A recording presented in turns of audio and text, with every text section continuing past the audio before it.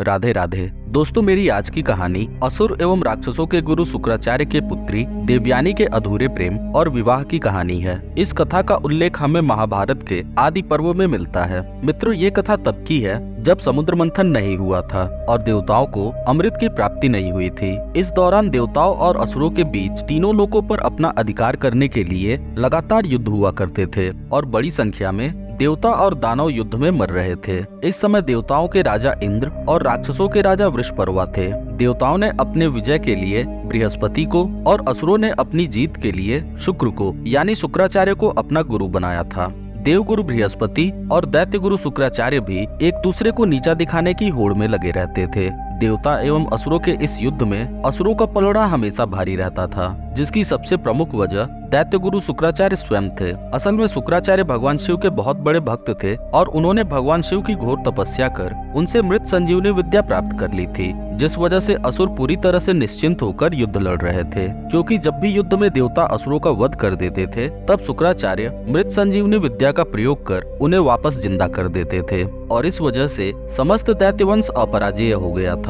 शुक्राचार्य से प्रतिस्पर्धा रखने वाले देवगुरु बृहस्पति मृत संजीवनी विद्या को नहीं जानते थे, जिस वजह से देवता निरंतर युद्ध में मृत्यु को प्राप्त हो रहे थे। सभी देव चाहते थे कि उनके गुरु बृहस्पति भी उन्हें मरने के बाद पुनः जीवित कर दें और इस कारण मृत संजीवनी विद्या न जानने की वजह से बृहस्पति को बहुत दुख होता था। इस समस्या से निजात पाने के लिए देवगुरु बृहस्पति ने अपने पुत्र कच्छ को दैत्य गुरु शुक्राचार्य का शिष्य बन मृत संजीवनी विद्या सीखने को कहा। साथ ही साथ बृहस्पति ने कच्छ को शुक्राचार्य की पुत्री देवयानी को भी प्रभावित करने एवं उसकी सेवा करने को कहा, क्योंकि बृहस्पति जानते थे कि शुक्राचार्य अपनी पुत्री देवयानी से बहुत प्यार करते हैं और शुक्राचार्य ने भगवान शिव से मृत संजीवनी विद्या भी अपनी पुत्री देवयानी की रक्षा के लिए ही सीखा है। अपने पिता की आज्ञा मान कच्छ दैत्य गुरु शुक्राचार्य के पास पहुँचे और अपना परिचय देते हुए कहा कि हे गुरुदेव, मेरा नाम कच्छ है और मैं महर्षि अंगिरा का पौत्र और देवताओं के गुरु बृहस्पति का पुत्र हूँ। मैं 1000 वर्ष तक ब्रह्मचर्य का पालन करते हुए आपसे शिक्षा ग्रहण करना चाहता हूँ। कृपा कर मुझे अपने शिष्य के रूप में स्वीकार कीजिए।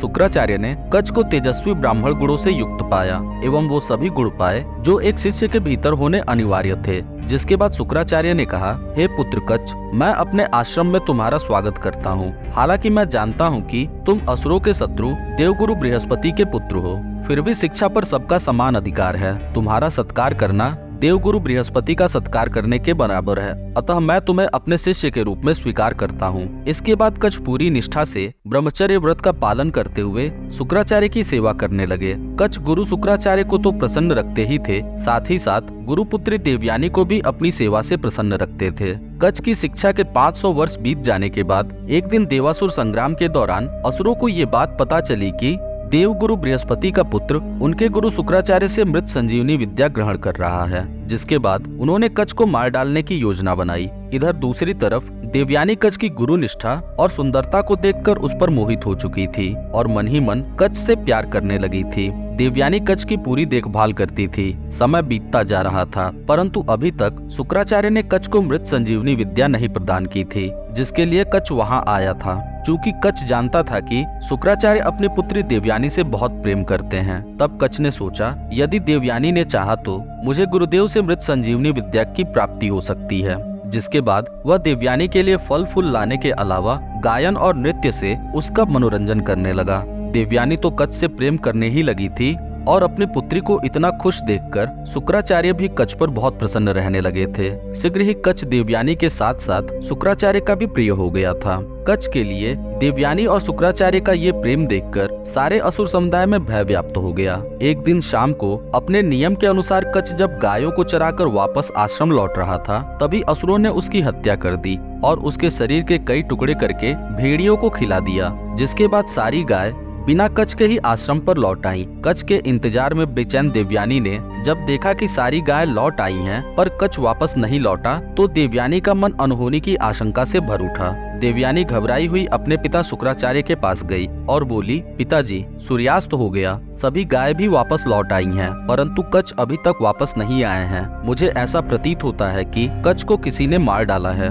देवयानी को परेशान देखकर शुक्राचार्य ने ध्यान किया और अपने तपोबल से जान लिया कि असुरों ने पेड़ की छाया में लेटे हुए कच्छ को मारकर उसका शरीर भेड़िए को खिला दिया है। शुक्राचार्य ने सारी बात देवयानी को बता दी, जिसपे देवयानी ने अपने पिता से कहा कि पिताजी, मैं सौगंध खाकर कहती हूँ कि यदि कच्छ अब नहीं जीवित है तो मैं भी अपनी जीवन लीला समाप्त कर लूंगी। मैं कच्छ से बहुत प्रेम करती हूँ एवं उसके बिना नहीं जी सकती हूँ। अपनी पुत्री की ऐसी मनोदशा जानकर शुक्राचार्य ने कहा कि अरे बेटी, तुम व्यर्थ की चिंता त्याग दो, मैं अभी कच्छ को पुनर्जीवित कर देता हूँ। तब शुक्राचार्य ने मृत संजीवनी विद्या का प्रयोग किया, जिसके बाद कच्छ का एक एक अंग उन सभी भेड़ियों का पेट फाड़कर बाहर निकल आया जिन्होंने उसे खाया था, और पुनः जीवित होकर कच्छ वापस शुक्राचार्य और देवयानी की सेवा में उपस्थित हो गया। कच्छ को अपनी मृत्यु के बारे में कुछ भी याद नहीं था। देवयानी ने जैसे ही कच्छ को देखा, वो खुशी के मारे जोर जोर से रोने लगी। कच्छ ने देवयानी से उसके रोने का कारण पूछा, जिसपे देवयानी ने उसे सारा वृतांत कह सुनाया। सारी बात सुनने के बाद कच्छ समझ गया कि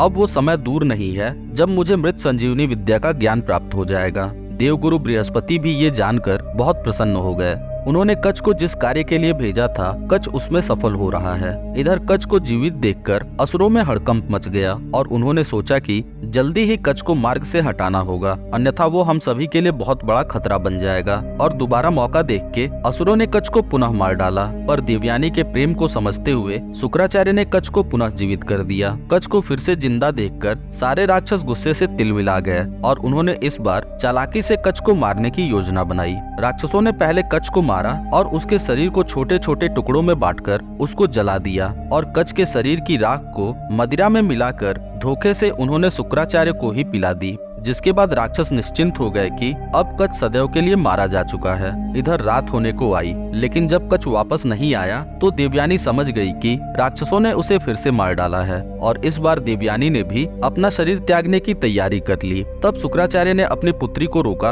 और बोले, मैं क्या करूं पुत्री, मैं बार बार कच्छ को जीवित करता हूं, पर राक्षस उसे हर बार मार डालते हैं और आगे भी यही सिलसिला जारी रहेगा। तब देवयानी ने कहा, पिताजी, यदि कच्छ जीवित नहीं है तो मैं ही जीवित रह के क्या करूंगी। शुक्राचार्य अपनी पुत्री के प्रेम के आगे विवश हो गए और उन्होंने कच्छ को जीवित करने के लिए उसका आह्वान किया। तब कच्छ ने शुक्राचार्य को अपनी स्थिति के बारे में बताया। कच्छ को अपने ही पेट के अंदर जानकर शुक्राचार्य आश्चर्य से भर गए और अपने तपोबल से जान लिया कि असुरों ने किस तरह से मदिरा में कच्छ की राख मिलाकर उन्हें पिला दी है, जिसपे क्रोधित होकर शुक्राचार्य ने असुर जाति को श्राप दिया कि आज से जो भी मदिरा का सेवन करेगा उसी समय धर्म उसका साथ सदैव के लिए छोड़ देगा, और मैं अपनी विद्या का प्रयोग भी उसके ऊपर नहीं करूंगा। लेकिन समस्या अभी भी पहले की तरफ बनी हुई थी कि आखिर इस बार कच्छ को कैसे जीवित किया जाए, क्योंकि यदि शुक्राचार्य कच्छ को जीवित करने की कोशिश करते हैं तो कच्छ शुक्राचार्य का ही पेट फाड़कर बाहर आ जाएगा, जिससे शुक्राचार्य की मृत्यु हो जाएगी और समस्त असुर कुल का विनाश हो जाएगा। वहीं अगर वे कच्छ को जिंदा नहीं करते हैं तो उनकी प्रिय पुत्री देवयानी अपने प्राण त्याग देगी।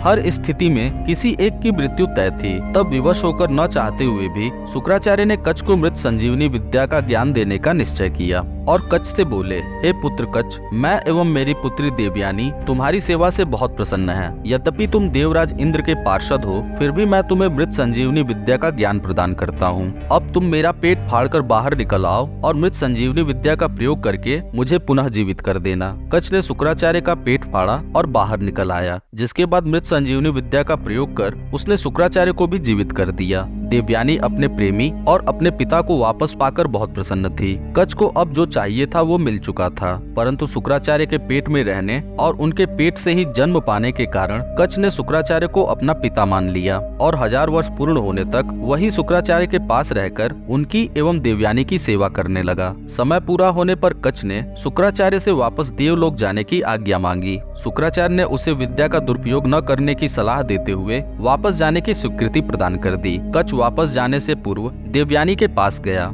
और विदा मांगी, जिसपे देवयानी ने कहा, हे ब्राह्मण कुमार, तुम सदाचारी एवं उच्च गुणों से युक्त आदर्श पुरुष हो। आश्रम में रहते हुए मैंने तुम्हारी कितनी देखभाल की है ये तुम भी जानते हो। अब तुम्हारी शिक्षा पूर्ण हो चुकी है एवं तुम स्नातक हो चुके हो और विवाह के लिए उपयुक्त भी हो। मैं तुमसे प्रेम करती हूँ एवं अपने पिता की ही तरह तुम्हारे पिता का भी सम्मान करती हूँ। अतः विधि पूर्वक मेरा पाणी ग्रहण करो। मैं तुम्हारे पुत्रों की माता बनने का सौभाग्य प्राप्त करना चाहती हूँ। देवयानी की बात सुनकर कच्छ ने बड़ी ही विनम्रता के साथ कहा, हे देवयानी, जिस प्रकार शुक्राचार्य तुम्हारे पिता हैं, उसी प्रकार उनके उदर से जन्म लेने के बाद वो मेरे भी पिता हैं। जिस प्रकार से वो पिता के रूप में मेरे लिए पूजनीय हैं, वैसे ही तुम बहन के रूप में मेरे लिए पूजनीय हो। हम दोनों एक ही पिता के शरीर में निवास कर चुके हैं, इसलिए हम भाई बहन हुए। धर्म के अनुसार तुम मेरी बड़ी बहन हो। मेरे शिक्षा ग्रहण करने के दौरान तुमने मुझे अपने वात्सल्य के छत्र छाया में रखा, इसके लिए तुम्हारा धन्यवाद। कृपया अब मुझे घर जाने की अनुमति और अपना आशीर्वाद प्रदान करो।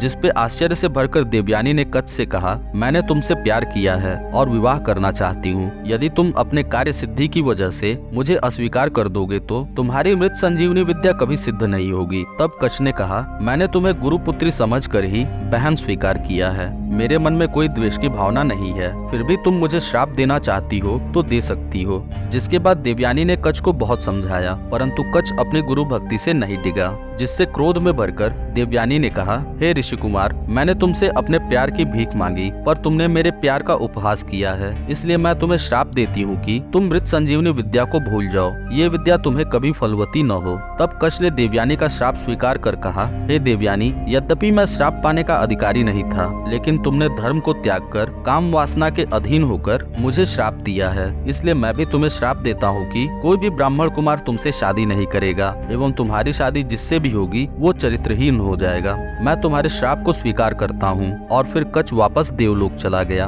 काफी दिन बीत जाने के बाद दैत्यराज विश्वपर्वा की पुत्री शर्मिष्ठा और शुक्राचार्य की पुत्री देवयानी, जो आपस में बहुत ही अच्छी सहेलियां थीं, नदी में स्नान कर रही थीं। तभी वहां से देवताओं का झुंड गुजर रहा था, जिसे देखकर देवयानी और शर्मिष्ठा तेजी से नदी से बाहर निकले और अपने अपने वस्त्र पहनने लगे। घबराहट में देवयानी ने शर्मिष्ठा के वस्त्र पहन लिए, जिससे नाराज शर्मिष्ठा ने देवयानी का मजाक उड़ाते हुए कहा कि अरे सखी, तुम्हारे पिता तो मेरे पिता के उपकार पर जीवन यापन करते हैं, फिर तुमने मेरे राजसी वस्त्र किस प्रकार पहन लिए। और ईर्ष्यावश शर्मिष्ठा ने देवयानी को एक कुएं में ढकेल दिया और वहां से चली गई। शर्मिष्ठा की कड़वी बोली एवं व्यवहार देवयानी को चुभ गई। देवयानी कुएं के अंदर से ही खुद को बचाने के लिए आवाज लगाने लगी। उसी समय शिकार पर निकले हुए राजा ययाति पानी की तलाश में उस कुएं के पास पहुंचे। ययाति ने कुएं के भीतर से आती हुई देवयानी की आवाज सुनी तो लपक के कुएं के पास पहुंचे और देखा कि एक अत्यंत खूबसूरत स्त्री उस कुएं में गिरी हुई है।